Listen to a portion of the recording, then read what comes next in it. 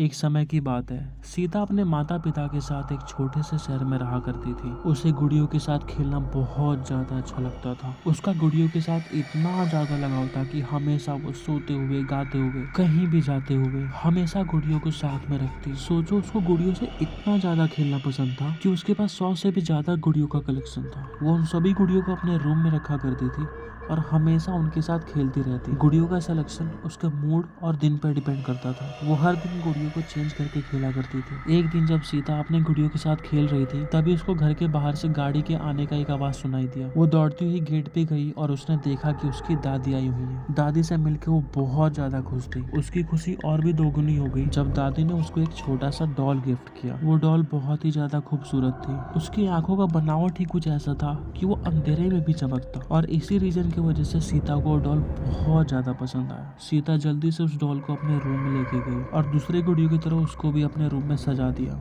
अभी तक तो सब कुछ नॉर्मल था, पर जल्द ही कुछ ऐसा होने वाला था जिसके बारे में कभी किसी ने इमेजिन तक नहीं किया होगा। हर दिन की तरह नॉर्मली सीता अपने रूम में सोने के लिए गई और सुबह जब उसका नींद खुला तब उसको कुछ अजीब सा महसूस हुआ, जैसे कि उसके रूम में कोई रो रहा हो, जिसको आज तक उसने कभी फील ही नहीं किया था। पहले तो उसको ऐसा लगा कि कहीं बाहर से आवाज आ रहा है, पर जब वो रूम से बाहर आई तो कोई आवाज ही नहीं था। वो पूरी तरह शॉक हो गई थी कि आखिर मेरे साथ हो क्या रहा है। इस बात को लेकर वो इतना ज्यादा परेशान हो चुकी थी कि वो वहीं पे बैठ के रोने लगी। तभी सीता के पापा उसके पास आए और उसने रोते हुए सारे घटना के बारे में अपने पापा को बताया। इस बात को सुनने के बाद जब पापा रूम को चेक करने के लिए गए तो उनको ऐसा वैसा कुछ भी सुनाई नहीं दिया। इस चीज को देखने के बाद सीता को भी ऐसा लगने लगा कि हाँ, यह एक वहम ही है। अगली रात नॉर्मली वो सोने के लिए गई और सुबह जब उसका नींद खुला तब उसने कुछ ऐसा देखा जिसको देख के उसकी आंख फटे के फटे रह गए। वो डॉल जिसको दादी ने गिफ्ट किया था वो अपने जगह पे था ही नहीं। अब आप ये सोच रहे होंगे, नहीं था तो क्या, कोई उठा ले गया होगा?